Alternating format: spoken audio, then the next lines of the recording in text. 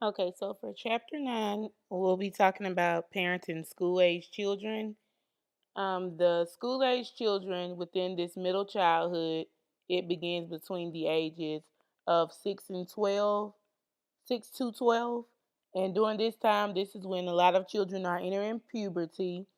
Girls are tended to be slightly ahead of more boys within puberty. And there are also developmental events and changes that also occur in this staging period that leads to the increased maturity and responsibilities of the children.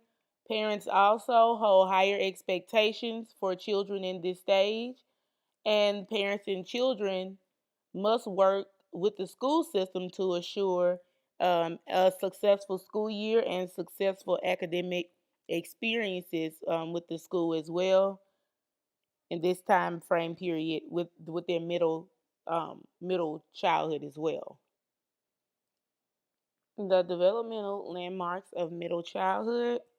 During the years of middle childhood, this is the period, as I stated before, where children are challenged by developmental events and changes, and they basically lead to an increasing of maturity and responsibility of the children.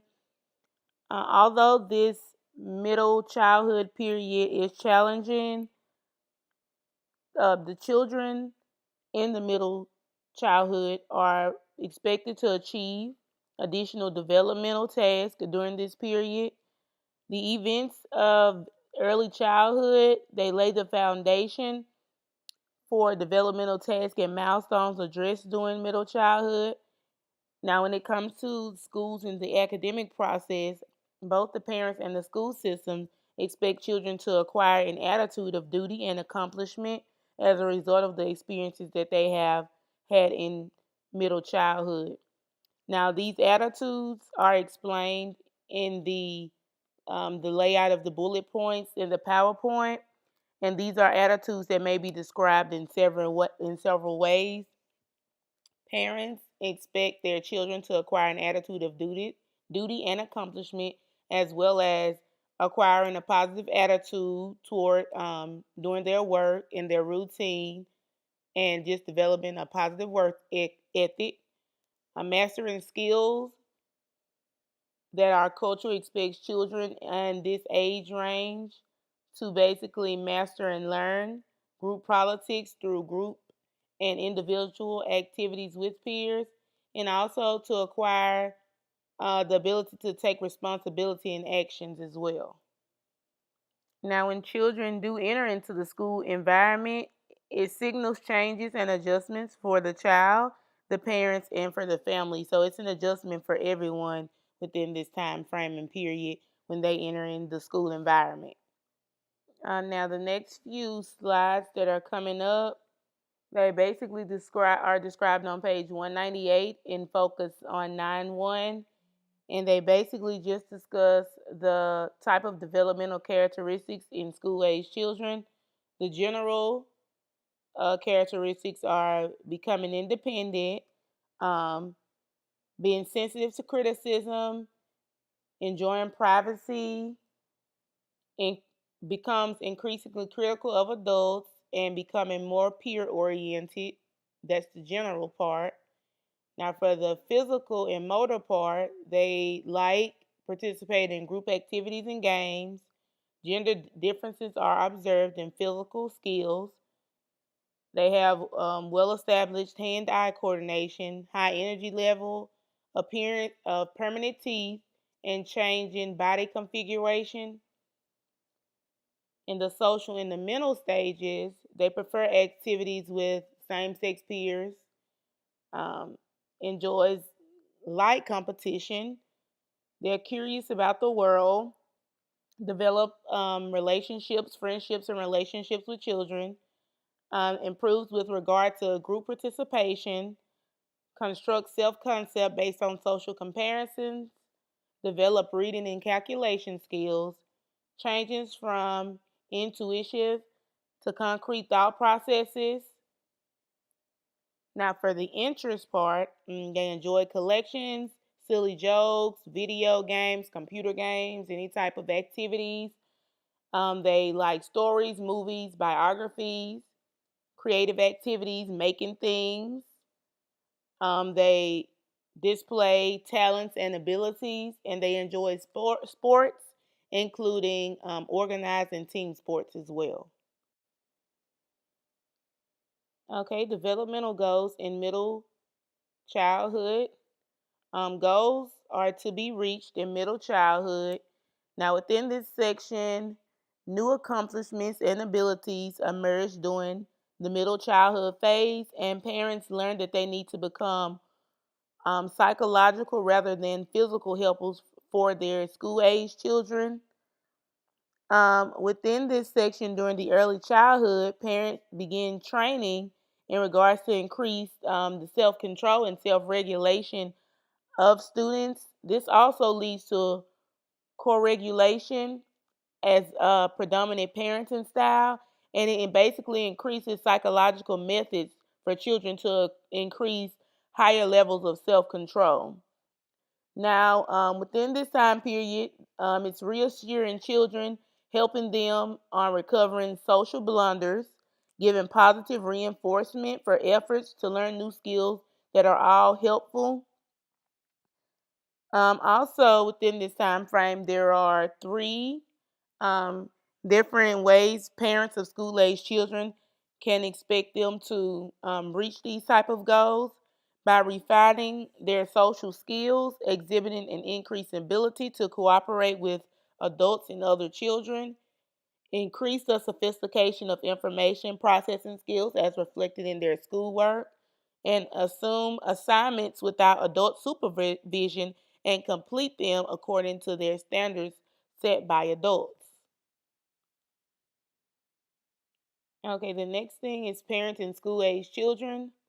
Within parenting school age children, promoting competent eating is very important.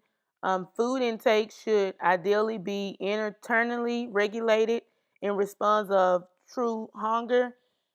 Within the promoting competent eating, you want to basically feed the children based on their hunger needs, not overeating or under eating. Also within this time frame, shared family meals, they also are important because they help support appropriate eating patterns. This also paves the way toward health problems. Um, One of the major ways where we can show major concern in this period of middle childhood, it's basically a time where high incidence of obesity and poor nutrition are among school children of this age period. And this basically paves the way of health problems such as diabetes and hypertension. There are also several factors on page 200 that complicate this situation. A few are parental role models and the nature of quality of family nutrition, the lack of knowledge about nutrition and healthy lifestyles, having obese parents who condone obesity, and just the lack of physical activity as well. But they're all listed on page 200 if you want to just view like all of the other type of um, factors that can complicate obesity and hypertension levels. That's listed on page 200. There also has been a steady increase. It's noted there's been a steady increase of school age children being obese, and most of the ethnic heritage that play a role in it are Hispanic and African American children within that ethnic group. Now, the next thing that we'll be discussing is the health and safety concerns. We all know that there are certain, immunizations that children have to have before entering school, and these immunizations basically prevent and incurring any type of infectious diseases.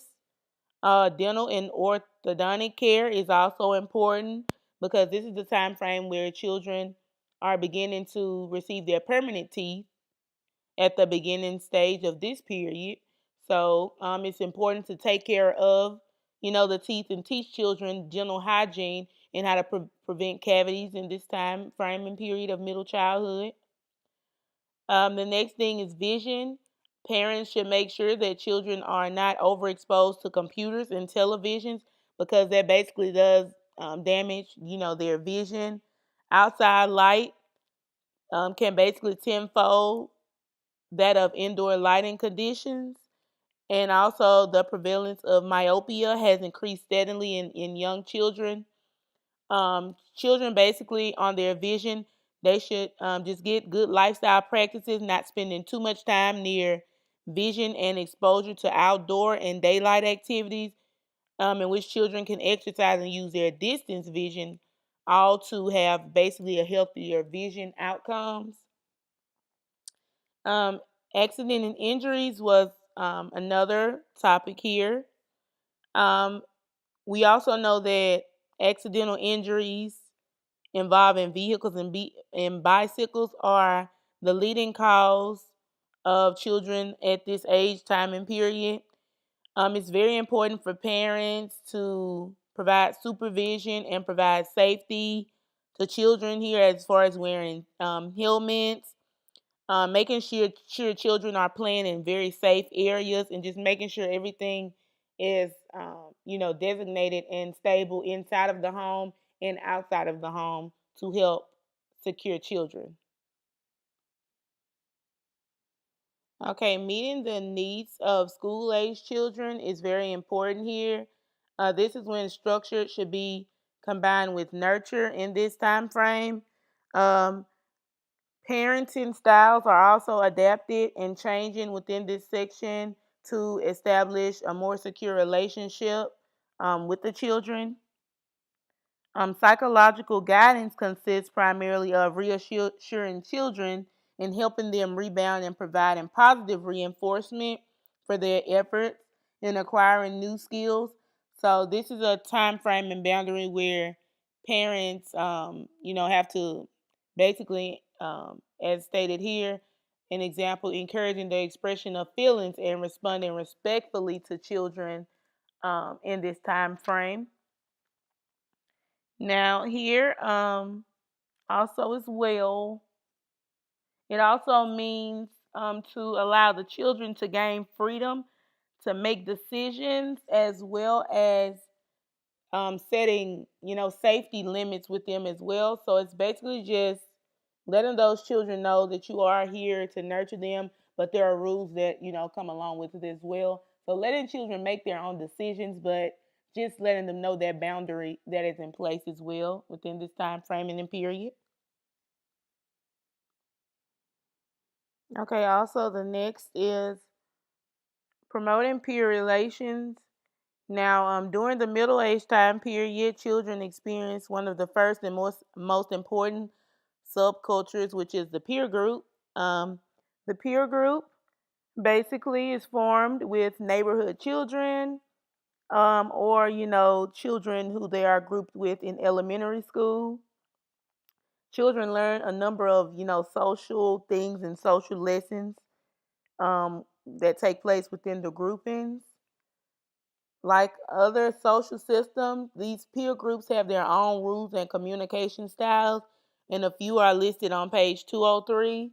By developing companionship, especially for play activities, creating a testing ground for behaviors, and otherwise acceptable. Also, transmitting information, accurate or inaccurate, teaching rules and logical consequences, promoting gender role development, and influencing children's self concept as well. Okay, there are many sources that also influence the development of a child's self concept, but as school age children grow older, they also shift away from using different type of determining levels of accomplishment, and they rely more on a social comparison based on how they fare in relation to other children in their age group and things as well. Now the next would be bullying. Bullying and harassment.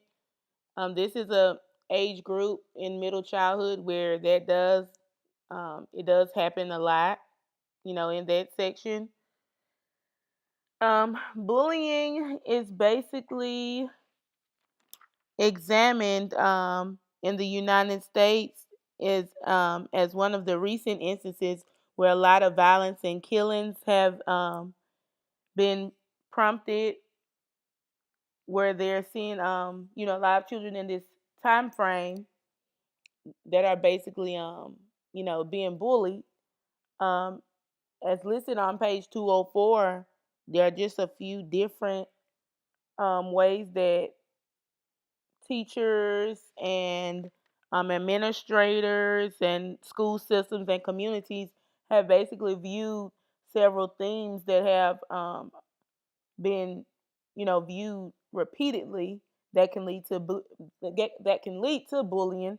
The tendency of children to become schoolyard bullies and cyber bullies, the role of the school and peers in preventing mistreatment, and the long-term consequences of continued mistreatment of bullying.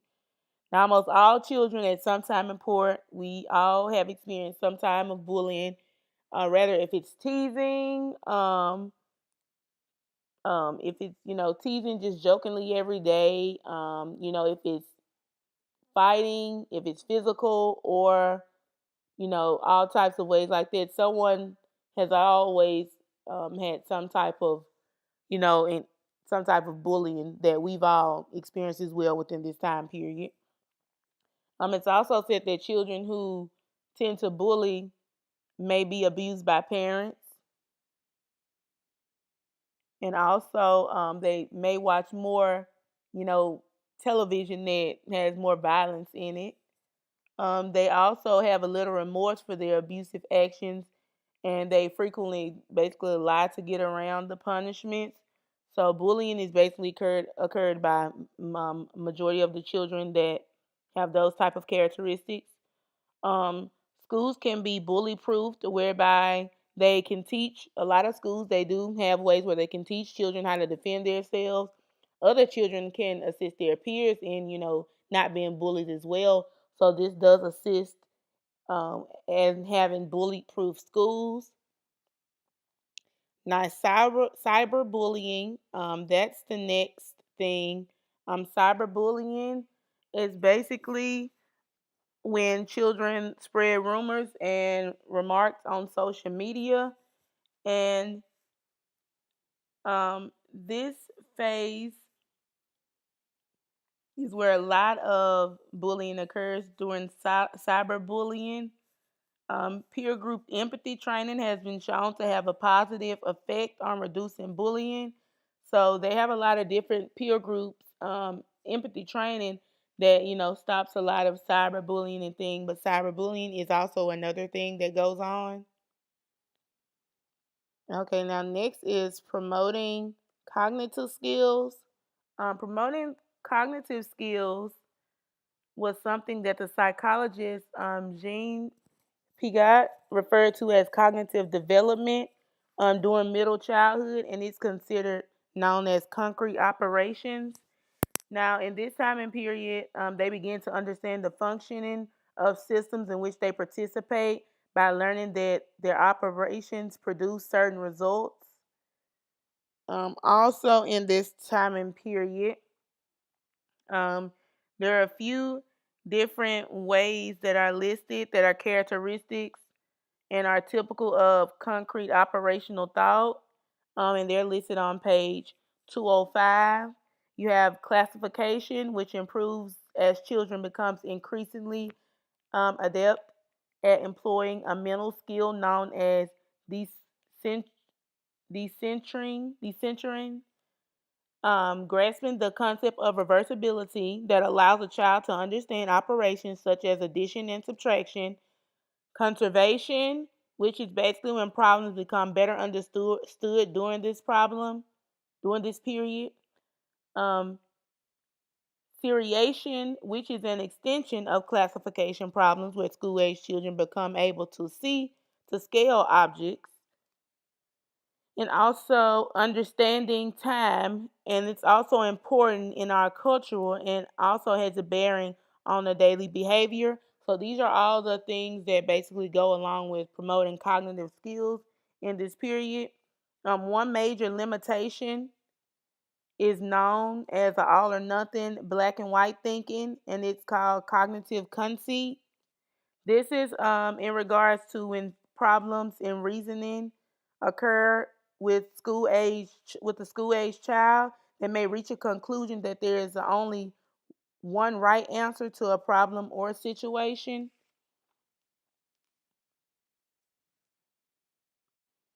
Okay, now the next thing is helping children adjust to school. Helping children adjust to school is very important. School systems have basically gained significance as culture has become more technology oriented. Parents expect children to succeed in their learning experiences um, if they are designed to properly train teachers. Now, some parents also assume that once a child becomes part of a school environment, they need to relinquish more of a responsibility to teachers in regards to the academic success. So basically, the children have a responsibility, and the parents have a responsibility as well, and the staff does as well with the children. Researchers also have shown where studies have shown to motivate parents to become more involved in their children's homework. Then found that parents are involved when they are prompted by their children and the school to provide assistance with assignments. The peer relationships become more increasingly important for children in this age group as well. Now, parental involvement is also important in this phase as well. It's also said with children who have parental involvement, they have more positive outcomes than negative outcomes when they have involved parents. And parents can also assist the child's educational achievement by being involved, with their school, going to school events, being involved with PTA. There's a number of things that you can do just to show to be involved within the school. Involvement can take place in several forms, and they are all listed here. Um, Parenting can assist a child's educational achievement in six major ways. By parents acquire developmental appropriate skills. Communicating, parents are informed and are interested in the school community. By volunteering, parents volunteer in activities to strengthen their relationship with teachers and other parents. Learning at home, when they can facilitate the completion of homework through goal setting and providing some parental support. Decision making, by basically providing input and responsibility with regard to school policies, and collaborating with the community by becoming involved with communities who have an interest in the age group as well. Now, the next one is the conducive home environment. It's important to have conducive home environments for children, such as a their own space for quiet study and quiet workspace, having appropriate bedtimes, to be rested for school, limited television times and their activities, and having regular meal times as well. Just having basic talks with children about school and what type of activities that they like or they've done can take place with friends and families, and they also work on providing support to children when you have those type of conversations. Structured family meal times, as I stated before, is something that's important in having a conducive home environment. This basically develops many soft skills and social interaction that can be an expression of emotional intelligence here.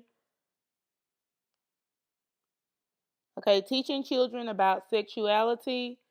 There are many schools now in the United States who, provide sexual education within classes and within, different subjects within classes. So it's basically, expressed within the schools in many schools in the United States. but it's also a responsibility of the parents to also have these type of talks and give their children the type of advice on sexuality as well. Beginning when children are about age 9, most parents can basically, initiate and start these conversations with children. And opportunities for discussion is important because preteens are basically likely to listen to their parent views rather than, children or either at school. So it's basically better to come from, parents than to come from anyone else. Okay, computers and the World Wide Web. Now, the use of computers with children has become a major topic of one of the major topic of importance because it basically just deals with having that proper supervision, making sure the children have certain blocks. There are certain like blocks you can't put on computers where children can't enter into certain things. Most adults need to be aware of the supervision and that can be provided on computers. Parents basically need to guide and monitor their children, just so that safety can be an importance. And parents should also just develop rules and regulations that outline how much time a child is allowed on a computer as well. Children also should just talk, never to get in any like chat rooms and give out any personal information. Don't agree with meeting anyone up. Any type of suspicious behavior, let the parents know. So that is very important when working on computers and having, that supervision on computers with children. Okay, next is the typical behavior problems during middle school. During this time period, this is basically part of effective and responsible parenting, as parents can basically encourage social responsibility and civic engagement in children. This is basically a time period where they can, teach children the importance of giving back, social responsibility by, contributing um, some of their allowance if they're receiving allowance to like charitable events. Also, these activities can contribute toward encouraging that pro-social behavior throughout childhood. These types of behavior problems observed in school age children also reflect the difficult experiences they have in adjusting to the challenges that they have in developmental tasks, and they tend to be age specific. Now, also within this, the typical behavior problems, one of the most common complaints of parents is having non-compliance children who basically tend to test limits of their parents. Children at this age tend to, test the limits of adults, patients, particularly if they are asked to do something. You have those who, can give you that in a minute, no, they're not going to do it. All of just basically just negative responses instead of any positive type responses.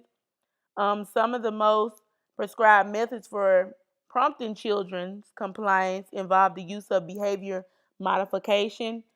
Like there are some interventions that are listed here by like giving children 5 seconds to comply and then reward them for the appropriate behavior, using timeout by separating the child from an activity to be alone for an appropriate amount of time based on his or her age. The next type of behavior problems that are known are the antisocial behavior, which basically includes lying and stealing. With antisocial behaviors, this basically promotes ill will, interfere with effective communication and interaction that constitutes negative ways of getting attention and also serves as a means of expressing anger and hostility or coping with frustration and anxiety. Now, within this behavior, the typical behavior problems. Lying refers to just, the deliberate falsification of information with the intent of deceiving the listener. Now, typically, most children, um, you know, go through this when they basically are unable to separate fantasy from reality, but there are also interventions, that they have listed here that parents can do. Parents can begin being a good role model for honesty, telling the child that line is inappropriate and explaining why. There are some more listed on page 210 as far as where parents can assist children with problem line in several ways. And there's a few other type of tips listed on page 210. Stealing is another type of behavior problem that occurs most frequently in school-age children than most people basically imagine. Stealing can occur for a variety of reasons. It can occur from children having